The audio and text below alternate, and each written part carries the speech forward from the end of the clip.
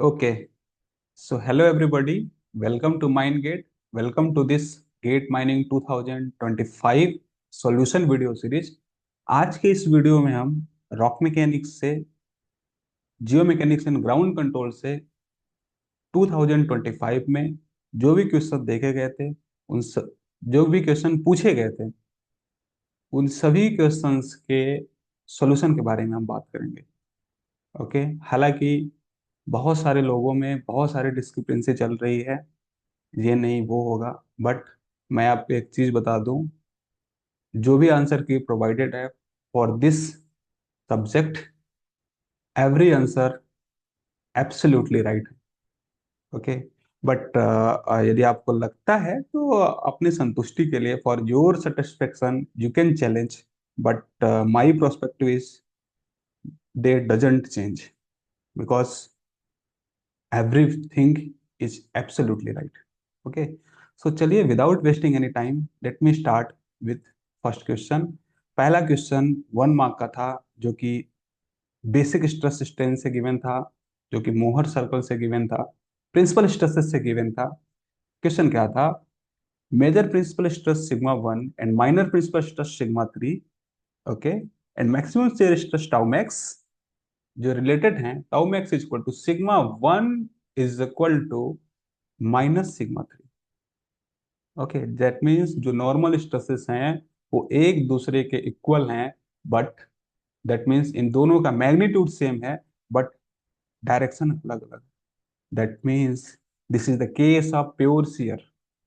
Okay, अच्छा, आपसे पूछा जा रहा है the magnitude of normal stress on a plane where tau max is acting.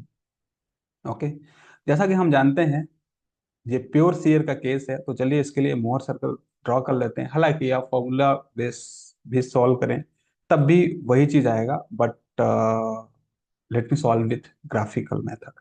Okay, तो चलिए, जैसा कि आप सब जानते हैं एक्स एक्सिस पे हम लोग नॉर्मल स्ट्रेसेस लिखते हैं एंड वाई एक्सिस पे हम लोग शेयर स्ट्रेसेस लिखते हैं, जो कि हम लिख दिया। Okay, so let me draw Mohr circle for this pure share case. Okay, pure share case में सेंट्रल जो सेंटर होता है मोर सर्कल का वो ओरिजिन पे बनता है। ठीक है, और इस पॉइंट को, जैसा कि आप सब जानते हैं, this is your major principal stress which is sigma 1 and this is your sigma 3। आपको दिख रहा है दोनों का मैग्नीट्यूड सेम है, बट डायरेक्शन अलग। ओके, कहा जा रहा है कि जहां पे मैक्सिमम शेयर स्ट्रेस लग रहा है वहां पे नॉर्मल स्ट्रेस कितना होगा। आप देख पा रहे होंगे maximum shear stress is acting over here one. Okay, so you can see here normal stress is acting on only and only normal stress axis. Okay, that means only x axis। अब जब बात हो रही है y axis पे, तो y axis के किसी भी पॉइंट पे यदि हमसे पूछा जाता तो वहां पे हमारा हमारा नॉर्मल स्ट्रेस जीरो ही होता। दैट मीन्स जहाँ पे नॉर्मल स्ट्रेस, सॉरी, जहाँ पे शेयर स्ट्रेस मैक्सिमम है, दैट मीन्स ये वो पॉइंट है, वहां पे शेयर स्ट्रेस, दैट मीन्स वहां पे नॉर्मल स्ट्रेस वो होगा जीरो। ओके, इस क्वेश्चन में आई थिंक किसी को कोई डाउट नहीं होगा, ये सारी चीजें हम लोगों ने बहुत अच्छे से क्लास में किया है। ओके, यदि आप माइंडगेट क्लासरूम के स्टूडेंट हैं तो। Okay, next next is from Brazilian test. Okay, इस क्वेश्चन में भी डिस्क्रिपेंसी चल रही है। एनपीटीएल पे एक कोर्स हुआ है, ठीक है, I think drilling blasting technology पे। ठीक है, उन्होंने इस टेस्ट को भी कराया है, बट वो जो टेस्ट में आप देखे होंगे, वो जो वीडियो अभी सर्कुलेट हो रहा है, उस वीडियो में आपने देखा होगा कि वो पॉइंट एम से प्रोपगेट होते हुए आगे बढ़ता दिख रहा है। ठीक है, बट हम उसको नेक्ड आई से देख पा रहे हैं। ओके, बट सिनेरियो ऐसा नहीं है। बट होगा क्या? सिंपल, चलिए ट्राई एक्सेल आप छोड़िए। Simple, suppose you have this rubber ball. Okay, आपके पास ये एक रबर बॉल है, इस रबर बॉल को आप कंप्रेस करें। ठीक है, ब्राजीलियन टेस्ट में हम लोग इसी तरह से करते हैं। ठीक है, तो होगा क्या कि ये जो रबर बॉल है वो लेटरली साइड वाई एक्सपेंड होगा। मतलब यदि आप फोर्स लगाएंगे यदि आप फोर्स लगाएंगे तो आपकी बॉल कुछ इस तरह से हो जाएगी, कुछ इस तरह से, laterally it expand laterally sideways. Okay, this is a line of action of force. आप देख पा रहे होंगे कि मैक्सिमम एक्सपेंशन जहां पे हुआ है सेंट्रल पार्ट में, जो मैक्सिमम एक्सपेंशन यहाँ पे क्यों हुआ होगा, बिकॉज बिकॉज यहीं पे मैक्सिमम मैक्सिमम टेंसाइल स्ट्रेस लग रहा होगा। ओके, जब मैक्सिमम टेंसाइल स्ट्रेस यहाँ पे लग रहा है तो फेलियर भी जो इनिशिएट होगा, ठीक है, फेलियर जो इनिशिएट होगा इसी पॉइंट पे होगा, then this will propagate in that direction. Okay, तो simple, your answer should be option number C. Okay, तो ये बेहद ही आसान सा प्रॉब्लम था, बट थोड़ा सा प्रैक्टिकल ओरिएंटेड था। ओके, जैसा कि आप सब जानते हैं इस ब्राजीलियन टेस्ट में हम लोग डायरेक्टली टेंशन तो अप्लाई नहीं करते, बट इनडायरेक्ट वे में हम लोग टेंशन क्रिएट करने का कोशिश करते हैं। Okay, so this is the very simple problem. चलते हैं अगले सवाल की ओर। अगला सवाल आपके स्क्रीन के सामने जरा, क्वेश्चन क्या था, ये question in situ stress measurement technique से पूछा गया था। आपने देखा होगा कि हम लोगों ने एक मेथड किया था, हाइड्रोलिक फ्रैक्चरिंग मेथड, क्लास में। ओके, तो ये क्वेश्चन वहीं से था। हालांकि हालांकि हम लोगों ने हाइड्रोलिक फ्रैक्चरिंग पे एक क्वेश्चन भी किया था। ओके, तो ये भी आपके लिए कोई नई चीज नहीं। क्वेश्चन क्या था, hydraulic fracturing method is used to determine major principal stress sigma one, okay, in an underground rock strata having tensile strength of 6 megapascal. The minor principal stress in that strata is 8 megapascal, and the fluid pressure of 10 megapascal is required to fracture the vertical borehole in this strata. Then we have to calculate sigma 1 in megapascal.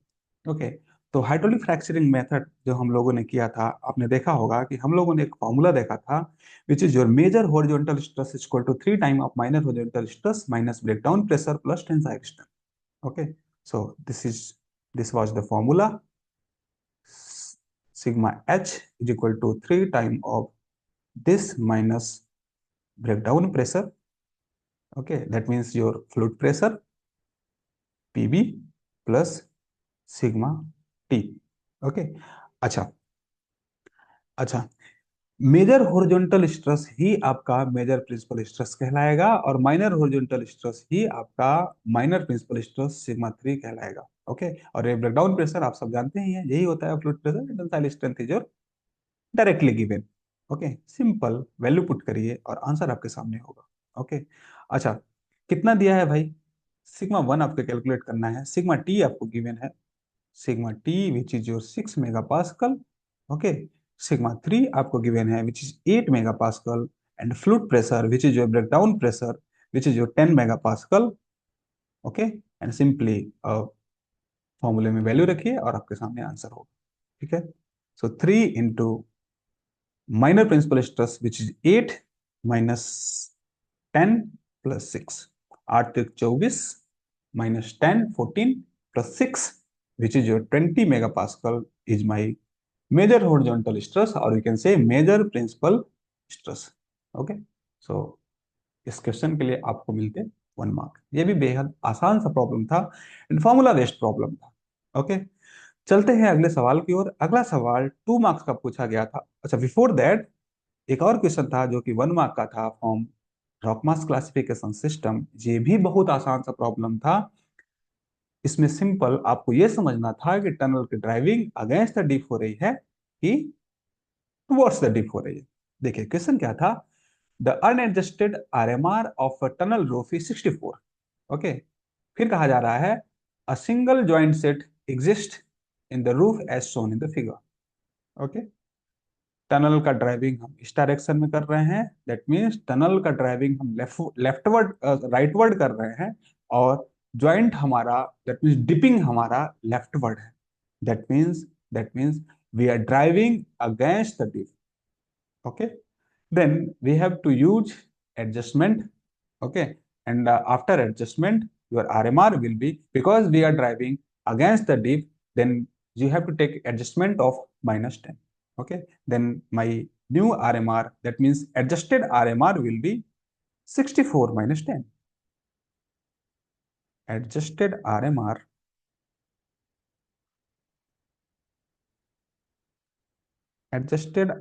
will be 64 minus 10. That means this will be 54.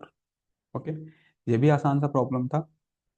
Alright, तो चलते हैं अगले सवाल की ओर। इस तरह से, before going to next question, इस तरह से आपके एग्जाम में केट माइनिंग 2025 में जियो मैकेनिक्स एंड ग्राउंड कंट्रोल से एक एक नंबर के 4 क्वेश्चन पूछे गए थे, चारों के चारों बेहद आसान। ओके, नाउ अगले सवाल की ओर मूव करते हैं। अगला सवाल फ्रॉम ट्राइएक्सियल टेस्ट। क्वेश्चन क्या था? A triaxial test on a sandstone sample is conducted at confining pressure. That means we have to given sigma 3 of 10 megapascal. Okay, important line है, इस लाइन को पढ़िएगा। The elastic axial and volumetric strain, axial strain और volumetric strain आपको given है। Late से axial हम लोग बोल रहे हैं एक्स डायरेक्शन को, ठीक है? तो strain along X direction is known to us which is your 4.2 into 10 to the power 3, 10 to the power of -3. Okay, second thing is volumetric strain भी हमें गिवन है which is your 2 into 10 to the power of again -3. Okay, now corresponding axial stress given है which is by 50 megapascal. that means axial stress इस ट्राइएक्सियल test में हम लोग किसको बोलते थे? हम लोग बोलते थे सिग्मा 1 को। ओके, अब क्योंकि एक्सियल हम लोग बोल रहे हैं किसको? एक्स डायरेक्शन को, then my sigma x is given as 50 megapascal, 50 MPa. Now we have to calculate modulus of elasticity and Poisson ratio of that sample. Okay, simple, हमें दो टूल गिवन है, ठीक है? Strain along X direction and strain volumetric strain, ठीक है? दोनों चीजें में दो चीज आपको अननोन है, क्योंकि आप फॉर्मूला जानते हैं क्या होता है। स्ट्रेन अलोंग एक्स डायरेक्शन क्या होता है? This is 1/E, okay, into sigma x minus mu sigma y plus sigma z, यही होता है फॉर्मूला, ठीक है? अच्छा, दूसरा चीज वॉल्यूमेट्रिक स्ट्रेन का क्या फॉर्मूला होता है? आप सब जानते हैं, 1/E into 1 - 2 mu into sigma x plus sigma y plus sigma z. ये सब भी हम लोगों ने क्लास में बहुत अच्छे से किया था, ट्राइएक्सियल टेस्ट भी बहुत अच्छे से किया था। हालांकि ये चीजें हम लोग जनरलाइज हुक्स लॉ में किया था, तो इस कॉन्सेप्ट का एप्लीकेशन ट्राइएक्सियल में पूछ लिया गया है, तो ये भी आपके लिए नई बात नहीं है, राइट? सो आप जैसा कि देख पा रहे होंगे। अच्छा, बिफोर दैट आपके लिए चैलेंज है सिग्मा एक्स और सिग्मा वाई फाइंड आउट करना। Okay, because because if this is sigma x, that means हमारा सैंपल कुछ इस तरह से हम टेस्ट कर रहे होंगे अपने सैंपल को in triaxial confinement. Okay, तो let's say we are saying this is x direction and then this will be y direction and suppose this is z direction. okay, x direction में लगने वाला stress sigma 1 है, okay, y direction में लगने वाला sigma 3 है।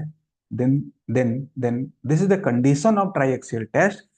आपको हमने क्लास में बहुत अच्छे से इस चीज को कराया था, ट्राइएक्सियल टेस्ट को बहुत अच्छे से किया था। If this is my triaxial test, then condition is that we have to apply fluid pressure in laterally. Okay, because this is fluid pressure, then by Pascal law, this must be equal to जो y और z direction में लगने वाला stress होगा। That means we can say sigma 3 this must be equal to sigma 2। If if if if this is sigma 3, इस direction में लगने वाला स्ट्रेस सिग्मा 3 है और इस डायरेक्शन में सपोज लगने वाला सिग्मा 2 है, जिसको हम लोग इस सिग्मा 3 को हम लोग क्या बोल रहे हैं? Let's say this is sigma y and this is sigma z, then this must be equal to sigma 2, because हम जानते हैं ट्राइएक्सियल टेस्ट की कंडीशन ही यही है।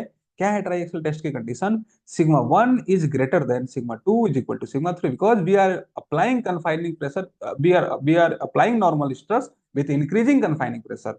Okay, so this is the condition of triaxial test. आप देख पा रहे होंगे कि सिग्मा 2 और सिग्मा 3 एक दूसरे के इक्वल हैं और सिग्मा 1 ऑब्वियसली सिग्मा 2 और सिग्मा 3 से ग्रेटर देन है।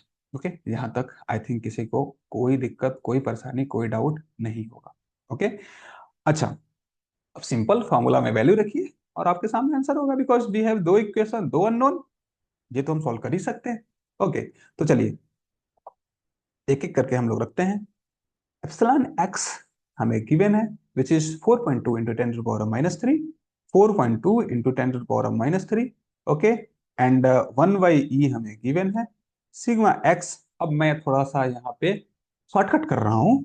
Epsilon, sorry, sigma x is given to us which is 50 minus mu sigma y plus sigma z, that means sigma 2 plus sigma 3 which is 10 10, that means this will be 20 mu।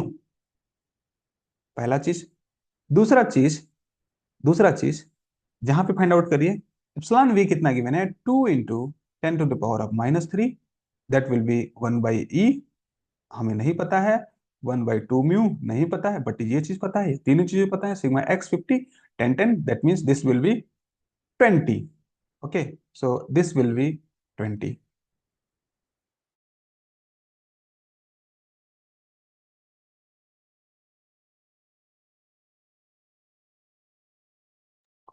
All right, तो यहां तक I think किसी को दिक्कत नहीं होगा। अब जैसा कि देख पा रहे होंगे, हमने दो इक्वेशन दो अननोन में कन्वर्ट कर लिया है, तो इन दोनों इक्वेशन को आप सॉल्व करिए और आपके सामने ई और म्यू की वैल्यू हो। कैसे सॉल्व करेंगे, इस इक्वेशन नंबर 1 को इक्वेशन नंबर 2 में डिवाइड कर दीजिए, या तो फिर 1 में 2 को डिवाइड कर दीजिए, तो आपके पास सिंप्लीफाइड फॉर्म में इक्वेशन होगा। दैट विल बी, देखिए 10⁻³ -3 कट कैंसल आउट हो जाएगा। Okay, then 1/e and 1/e भी कैंसल आउट हो जाएगा जब आप इन दोनों को डिवाइड करेंगे। तो after division, after dividing of this, this will be 4.2 divided by 2 is equal to 50 minus 20 mu, 50 minus 20 mu divided by, this is not 20, this is 70। okay, so divided by 70 into 1 minus 2 mu. अब इस equation को solve कर लीजिए, आपके सामने mu होगा 0.35 as I calculated. अच्छा, इस म्यू की वैल्यू आप किसी एक इक्वेशन में पुट करिए और after simplification your modulus of elasticity in giga pascal which will be 10.23 GPA. Okay, so इस तरह से आपके राइट ऑप्शन होते, option number B 10.22 and 0.23। Okay, so कुछ लोग इस क्वेश्चन को बात कर रहे थे कि गलत और रॉन्ग ऑप्शन दिया गया है, जबकि नो, आपको अपने कॉन्सेप्ट अपडेट करने चाहिए। इस क्वेश्चन का एब्सोल्युटली करेक्ट आंसर दिया गया है। ओके, तो चलते हैं अगले सवाल की ओर। अगला सवाल ये रहा, फ्रॉम रूफ सपोर्ट सिस्टम।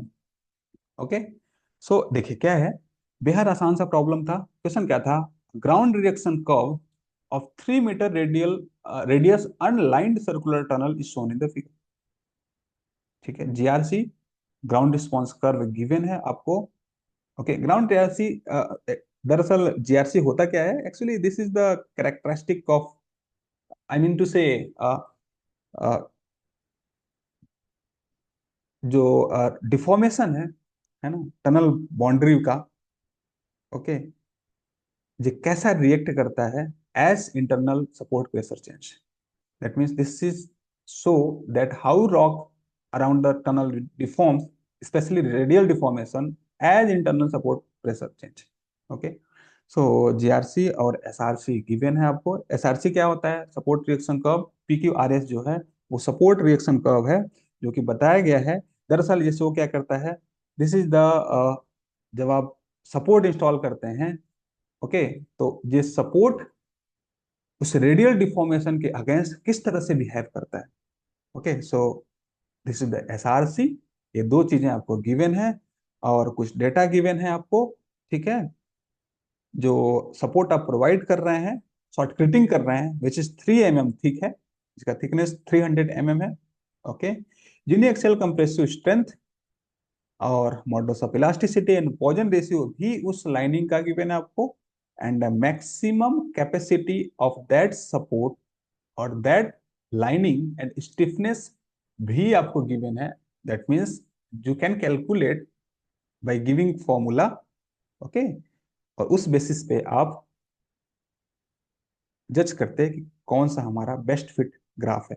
अच्छा, जैसा कि इस डायग्राम में दिख ही रहा है, इस लाइन में लिखा भी है कि if the lining is constructed after 5 mm of radial deformation. आपको दिख रहा है कि हर एक सपोर्ट 5 mm के डिफॉर्मेशन के बाद ही इंस्टॉल किए गए हैं. ओके, तो simple P max, that means maximum support pressure आप कैलकुलेट करिए. This is the maximum capacity that determines the maximum support pressure the lining can provide. Okay, वो चीज हम इस फॉर्मूले से कैलकुलेट करेंगे. मैं यहीं पे कर रहा हूं.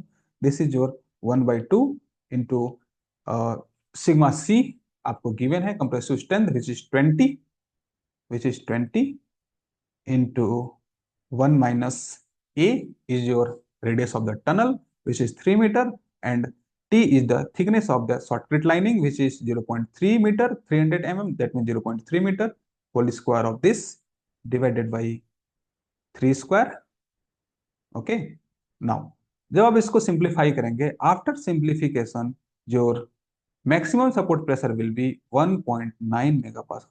अच्छा, क्या मेरा यहीं से काम हो जाता?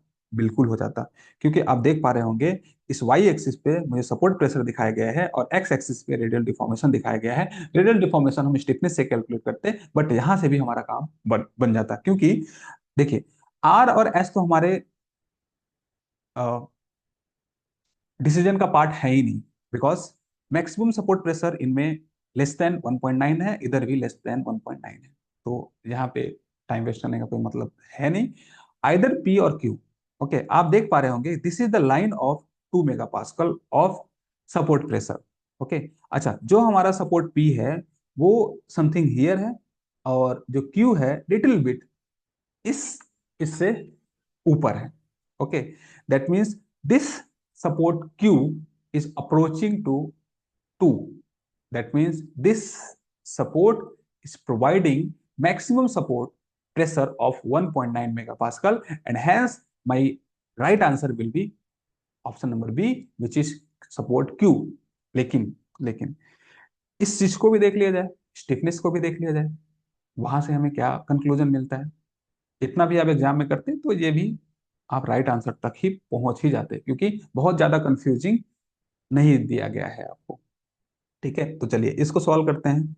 जब इसको सॉल्व करेंगे तो देखिए मॉडुलस ऑफ इलास्टिसिटी आपको गिवन है लाइनिंग की. कितना गिवन है? 50 गीगा पास्कल. क्योंकि हमारा सपोर्ट प्रेशर मेगा पास्कल में है तो इसको मेगा पास्कल में कन्वर्ट कर लेते हैं. 50 × 10⁻³ 15 not 50. Okay, into A is the radius of the tunnel, which is 3 square minus 3 minus 0.3 का होल स्क्वायर. ये अपर पार्ट हो गया. एंड लोअर पार्ट क्या है? 1 प्लस म्यू. म्यू कितना गिवन है आपको? 0.25. ओके, तो 1.25 हो जाएगा after adding 1. Okay, and 1 minus 2 into 0.25. Okay, into into A square, that means 3 square plus a minus T का whole square. a that means 3 minus 0.3 का होल स्क्वायर. Okay, so after simplification this stiffness will be, as I calculated, 1741.34 1741.34 1741.34 megapascal per meter. But deformation MM में given है, तो megapascal per MM में convert कर लीजिए. सो जब इसको आप एमएम में कन्वर्ट करेंगे तो this will give you after 1000 divide करने के बाद 1.741 megapascal per MM. Okay, this is your stiffness. दरअसल स्टिफनेस होता क्या है? Stiffness is the slope of the support reaction curve. Okay, यदि स्टीपर स्लोप है that means this is more resistance, this will offer more resistance to deformation. यदि flatter slope है that means relatively this will offer less resistance to deformation. Okay, अरे in general हम बात करें stiffness क्या होता है, this is the amount of force required to produce a unit deformation. Okay, जैसा कि आप जानते हैं this is the slope of the support reaction curve. तो इसका जब आप सब स्लोप कैलकुलेट करेंगे, ओके, क्योंकि आप जानते हैं स्लोप क्या होता है, change in y by change in x. Okay, तो स्लोप इन दोनों लाइन का कैलकुलेट करिए और देखिए आपको क्या मिलता है। यदि आप पी का स्लोप कैलकुलेट करते तो this will give you change in y by change in x, change in y that means change in stress, or you can say change in support pressure. Support pressure here 0, इधर support pressure 0 है, इधर support pressure less than 1.9 है, ये तो fix है। Okay, तो late से this is 1.8 minus 0, okay, divided by, अब देखिए 1 1 का मार्जिन है, हम सपोज कर रहे हैं कि इधर कहीं बीच में होगा। ठीक है, तो कहाँ से कहाँ चेंज हुआ, 5 से 6, दैट मीन 6 - 5। ओके, तो हमारे इस पी लाइन का, इस पी सपोर्ट का स्टिफनेस है 1.8 मेगा पास्कल पर एम। ठीक है, पहला चीज। दूसरा चीज, यदि हम क्यू का कैलकुलेट करें तो ये क्या होगा, again change in y by change in x. अब देखिए यहाँ पे वाई कितना चेंज हो रहा है, यहाँ पे 1.9 एग्जैक्ट है। Okay, so 1.9 minus 0 divided by change in x. X देखिए इधर बीच में कितना होगा, बीच में आपका 8 होगा, है ना। 8 से तो थोड़ा सा ज्यादा ही है। ओके, तो वी कैन से सपोज 8.2, कहाँ से चेंज होगा 5। Okay, that means this will give you 1.9 minus 0, okay, divided by 8.2 minus 5, this will give you 0.593, 0.593, 0.593 mega pascal पर एम, मेगा पास्कल पर एम। ठीक है, अच्छा, अब देखिए जहां पे, जहां पे यदि आप सिर्फ स्टिफनेस को देखते उस केस में आपका क्लोजर टू 1.74 ग्राफ पी देता।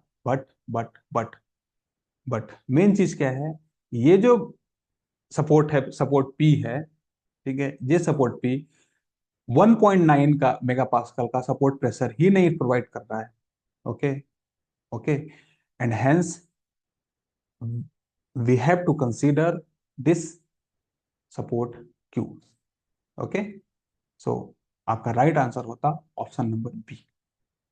ठीक है, नेक्स्ट, अगला सवाल अगेन 2 मार्क्स का, from mind filling which is from स्टोइंग।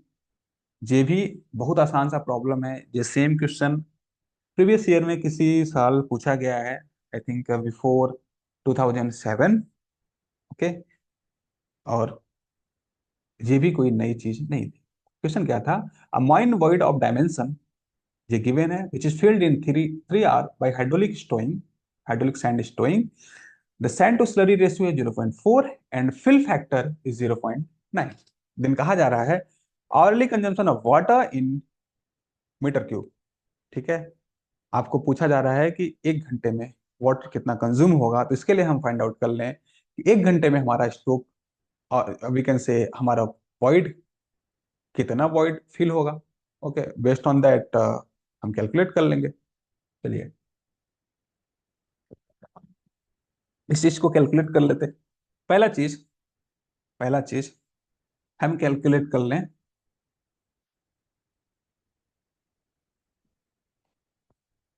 1 घंटे में सैंड की रिक्वायरमेंट कितनी होगी। ठीक है, सो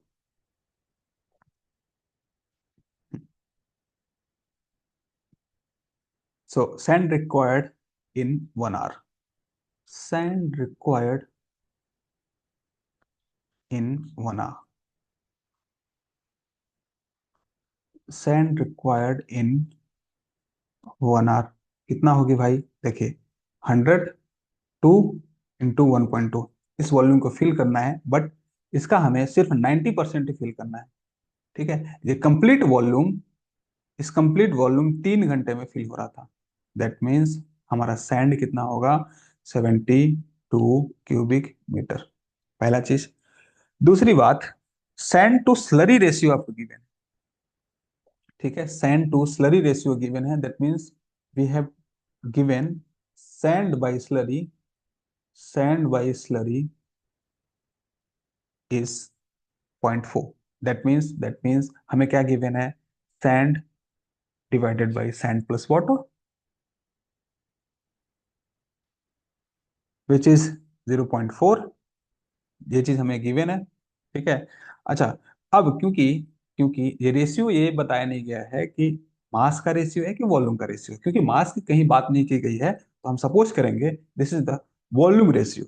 ठीक है, तो सिंपल, आपके पास सब कुछ है, बस इसमें पुट करिए और आंसर फाइंड आउट करिए। वॉल्यूम ऑफ सैंड आपको गिवन है 72 cubic metre, which is required in 1 hour. Okay, then 70, again 72। Volume of water यहाँ से आ जाएगा, 1 घंटे में कितना रिक्वायरमेंट है।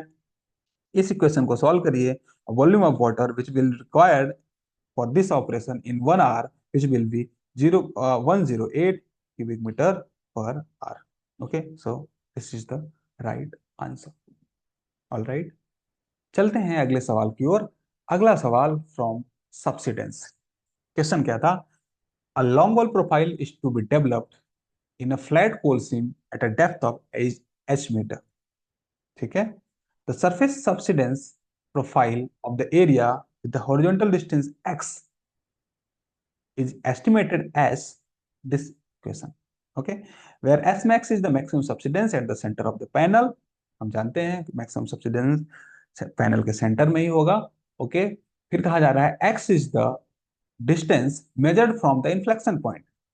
ठीक, और कहा जा रहा है कि value of x is negative towards the panel centre and positive towards the panel bond. Just for your understanding point of view कि हम लेफ्ट साइड की बात कर, डिस्टेंस की बात कर रहे हैं कि राइट साइड की बात कर रहे हैं। क्योंकि डिस्टेंस है तो डिस्टेंस कभी नेगेटिव नहीं होगी, तो just understanding point of view के लिए ही डेटा आपको गिवन है। ठीक है, फिर कहा जा रहा है the ratio between the critical width of the panel and depth is. ठीक है, अच्छा, डेप्थ ऑफ माइनिंग आपको h गिवन है। ठीक है, और क्रिटिकल विड्थ को आपको फाइंड आउट करना होगा। ठीक है, क्रिटिकल विड्थ क्या होता है, विड्थ एट विच सब्सिडेंस बिकम क्रिटिकल। किसकी विड्थ, पैनल की विड्थ। ठीक है, तो उस चीज को फाइंड आउट करते हैं। पहला चीज, हम डायग्राम बना लें इसका। So this was our coal seam. अब हमने इसमें ओपनिंग क्रिएट कर दिया, तो होगा क्या कि, अच्छा, एच डेप्थ पे हम माइनिंग कर रहे थे फ्रॉम सरफेस। ओके, अच्छा, due to mining and caving, हमारा सरफेस जो इनिशियली कुछ इस तरह से था, this will sink down. That mean हमारा सब्सिडेंस अब सरफेस कुछ इस तरह से हो गया। हमारा सरफेस अब कुछ इस तरह से हो गया। ठीक है, अच्छा, मैक्सिमम सब्सिडेंस कहाँ पे कहा जा रहा है, पैनल के सेंटर में।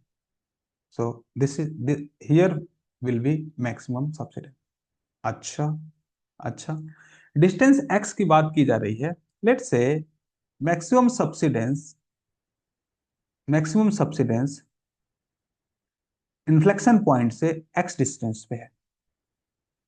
ठीक, अच्छा, जब ये डिस्टेंस एक्स है, जब ये डिस्टेंस एक्स है, okay, then due to symmetry this distance will also x, and hence width of the panel will be 2x, this will be 2x, and यही 2x होगा हमारा क्रिटिकल विड्थ। एक चीज find out कर लिया हम। दूसरा चीज, हमारा टास्क क्या है, दूसरा हमें फाइंड आउट करना है h, और यू कैन से x को h के फॉर्म में हम फाइंड आउट कर लें, सो दैट उन दोनों का रेशियो लें तो x कैंसिल आउट हो जाए। चलिए, उसके लिए हम क्या जुगाड़ करते हैं। पहला चीज, यदि हम ये फाइंड आउट कर लें कि किस डिस्टेंस पे, क्योंकि सब्सिडेंस प्रोफाइल आपको गिवन है, हम ये फाइंड आउट करें किस डिस्टेंस पे, that means what will be value of x from inflection point where subsidence become maximum. okay, that means we can replace this x to x max because we are intended to calculate maximum subsidence at what distance. Okay, now simple your formula, your profile will be this: 1.002 minus 10 hyperbolic 4.8x divided by h. इसको जब आप simplify करेंगे तो this and this get cancel out. Okay, और आपका equation हो जाएगा 2 is equal to 1.002 minus 10 hyperbolic 4.8x divided by H. Okay, अच्छा, इसको आप सिंप्लीफाई करेंगे तो आफ्टर सिंप्लीफिकेशन, अच्छा एक चीज और आपको उसमें बता दूं, स्टेप बाय स्टेप इसको बता देता हूं मैं। So this will B 10 hyperbolic is equal to 4.8x divided by h is equal to, आप 2 को इस राइट साइड में ट्रांसफर करिए तो 1.002 minus 2, that means this will give you minus 0.998। ठीक है, अच्छा, अगेन इसको जब सिंप्लीफाई करेंगे, ठीक है, 10 हाइपरबोलिक इनवर्स लेंगे, आपके गेट वर्चुअल कैलकुलेटर में होता ही है इसका इनवर्स लेने के लिए, तो simple 4.8x divided by h, that will be, जब इसको सॉल्व करेंगे तो this will give you minus 3.45, minus 3.45। Okay, अच्छा, अब यहां से x फाइंड आउट करिए आप after criss cross, then x will be minus of 0.719h, because this is distance and distance can never be negative and hence we have to consider this as positive. Okay, अच्छा, हमारा target क्या था? Target था h find out करना, because हमें इन दोनों का ratio find out करना है, क्रिटिकल विड्थ एंड डेप्थ। तो simple my h will be, क्या होगा, x divided by 0.719। Now simple, हमें जो चीजें रिक्वायर्ड थी उन दोनों चीजों को हमने कैलकुलेट कर लिया। हमें क्या कैलकुलेट करना था? क्रिटिकल विड्थ बाई एच, इन दोनों का रेशियो फाइंड आउट करना था। क्रिटिकल विड्थ हमने कैलकुलेट किया है which is 2x divided by H, हमने कैलकुलेट किया है x divided by 0.719, that means ये ऊपर चला जाएगा। जब आप इसको सिंप्लीफाई करेंगे, x and x get cancelled out and your answer will B 1.438। Okay, बेहद आसान सा प्रॉब्लम था, बट थोड़ा सा लॉजिकल था। ऑल राइट, अच्छा, ये भी नया चीज नहीं था, इस तरह से भी हम लोगों ने बहुत सारे चीजों को देख रखा है। प्रीवियस ईयर में भी 2015 में एक क्वेश्चन इस तरह से पूछा गया था, सब्सिडेंस भी हम लोगों ने बहुत अच्छे से क्लास में डिस्कस किया था। तो मैं उम्मीद कर रहा हूँ कि ये भी आप सबसे बन गया होगा। ओके, तो चलिए मूव करते हैं लास्ट सवाल की ओर। अगला सवाल फ्रॉम रूफ सपोर्ट सिस्टम पूछा गया था। जो क्वेश्चन था कुछ इस तरह से था। क्वेश्चन था, in a board and pillar panel, square pillar of size 35 metre centre to centre is extracted to from 4 equal square shaped stooks as shown. ठीक है, इस पिलर को 4 इक्वल स्टूक में आपने स्प्लिट कर दिया। ठीक है, फिर कहा जा रहा है the width of each gallery in cross cut is 5 metre. Okay, the height of working seam is 3 metre. Then कहा जा रहा है जब हम ऐसा कर दें तब तब फैक्टर ऑफ सेफ्टी कितना परसेंट रिड्यूस होगा बाय कंसीडरिंग विनेवर्स की पिलर स्ट्रेंथ फॉर्मूला। ठीक है, अच्छा, मजे की बात यह है पिलर स्ट्रेंथ फॉर्मूला भी आपको गिवन था, जहां पे S1 is the strength of 0.9 cubic metre cubical whole block. Okay, and W is the width of the pillar and H is your mining height। Okay, तो चलिए इस पिलर को अगले स्लाइड में लेके चलता हूं और वहां पे सॉल्व करता हूं। ठीक है, अच्छा, सो this was my original pillar and after splitting my pillar become like that. ठीक है, अच्छा, क्योंकि हमें फाइंड आउट क्या करना है भाई, हमें फाइंड आउट करना है this thing, change in factor of safety in percentage. That means हमें फाइंड आउट करना है इनिशियली कितना फैक्टर ऑफ सेफ्टी था, ये जहां से मिल जाएगा हमें, मतलब इस पिलर का factor of safety find out कर लें और इस पिलर का factor of safety find out कर लें, हमें मिल जाएगा चेंज, कितना चेंज हुआ। बट हमें चाहिए परसेंटेज में, तो we have to consider original से कितना परसेंट चेंज हुआ, that means we have to consider here safety factor 1। और बिकॉज परसेंटेज में चाहिए इसलिए हमें 100 से मल्टीप्लाई करना होता।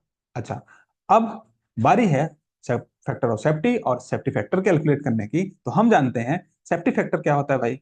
माई safety factor is nothing but strength of pillar divided by pillar stress. Now strength of pillar हम कैलकुलेट कर लेते हैं। तो चलिए वन बाय वन चीजों को अपन कैलकुलेट करते हैं। ठीक है, तो सेफ स्ट्रेंथ ऑफ पिलर के लिए आपको फॉर्मूला गिवन है, सबको याद भी होगा बिना उसकी pillar strength formula, which will be S1 into 0.64 plus 0.36 W/H। अच्छा, width of the pillar, original pillar का सब कुछ आपको दिख रहा है। विड्थ ऑफ द पिलर आपको गिवन है, which is what 35 metre is my centre to centre, but you have to consider corner to corner. Okay, that means if this is 2.5, this is 2.5, that means corner to corner find out करने के लिए हमें 5 subtract करना पड़ेगा। That means my pillar width is 5 meter. Okay, and mining height is given to you, which is 3 meter. Okay, simple इस 5 को इस 3 को इसमें पुट करने के बाद इस ओरिजिनल पिलर का strength in terms of S1 आपको मिल जाएगा, which will be 4.24 S1। जहां तक किसी को doubt, I think no. Okay, अच्छा, अब इस पिलर का हम फाइंड आउट कर लेते हैं क्या, स्ट्रेस, इस पिलर पे लगने वाला स्ट्रेस और load acting on that pillar. Okay, क्या होता है, gamma H into 1 minus R. Okay, अच्छा, एक्सट्रैक्शन रेशियो यहाँ पे आपको डायरेक्टली नहीं गिवन है, तो पिलर विड्थ और गैलरी विड्थ के फॉर्म में इस इक्वेशन को कन्वर्ट कर लीजिए। तो आफ्टर कन्वर्जन आप सब जानते हैं, हम लोग ने बहुत अच्छे से इस चीज को किया है क्लास में, और इस तरह के क्वेश्चन भी हम लोगों ने क्लास में प्रैक्टिस कर रखे थे। तो आफ्टर कन्वर्जन जो formula will become like that, but gamma और एच आपको गिवन नहीं है।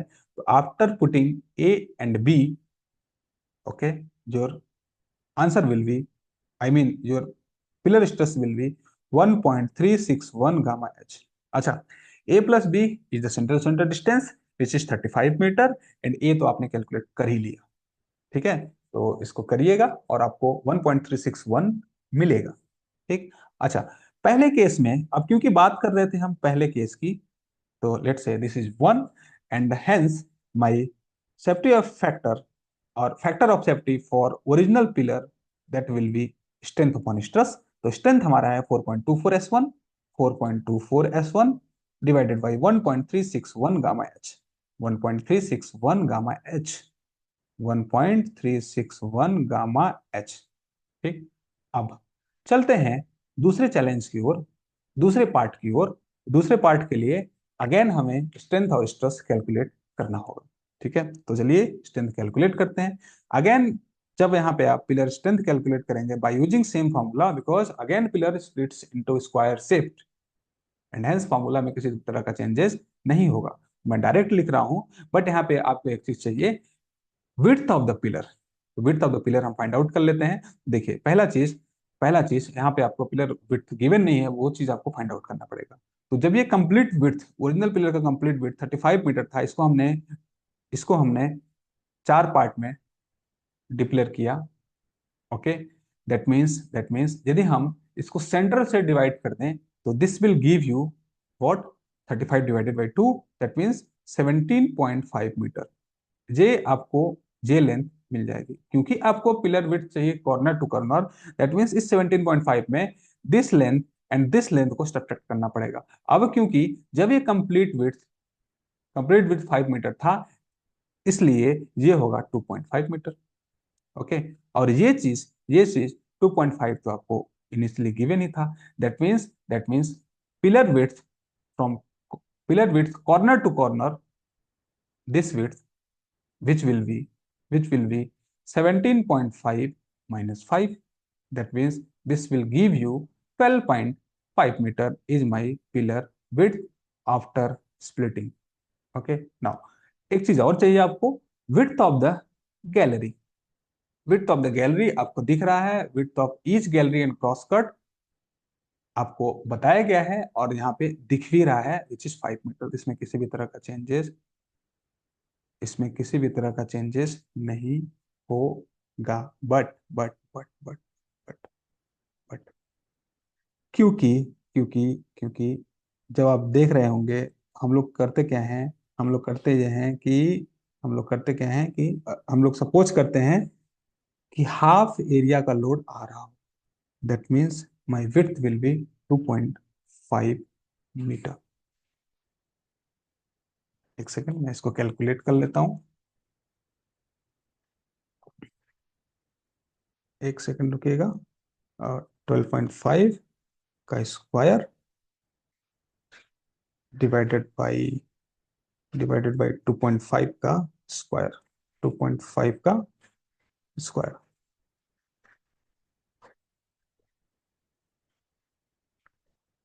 एक सेकेंड, 12.5 का square, I think we are doing some error here. 12.5, एक सेकेंड रुकिएगा। 12.5 का स्क्वायर डिवाइडेड बाई, दरअसल दरअसल दरअसल width of the each gallery आपको गिवन नहीं है, 2.5 नहीं, विड्थ ऑफ द गैलरी क्या होगा, लोड जरूर हाफ गैलरी का आ रहा होगा, but original width of the gallery क्या है, विच इज 5 मीटर। उसमें किसी भी तरह का कोई चेंजेस नहीं हुआ है। ठीक है। अच्छा, चलिए वन बाई वन हम लोग कैलकुलेट करते हैं चीजें। My pillar, strength of this pillar after splitting which will be W, width of the pillar 12.5 metre रखेंगे आप, H 3 मीटर रखेंगे, then your pillar strength which will be as I calculated, which is 2.41 in terms of S1, 2 point, not 41, 14 S1, this is your pillar strength after splitting। ठीक है। दूसरा चीज हमें क्या find out करना है, pillar stress. Okay, sigma P2, simple, again formula, gamma H into A plus B का whole square divided by A square. ठीक है। A plus B, centre to centre distance which is 17.5 metre.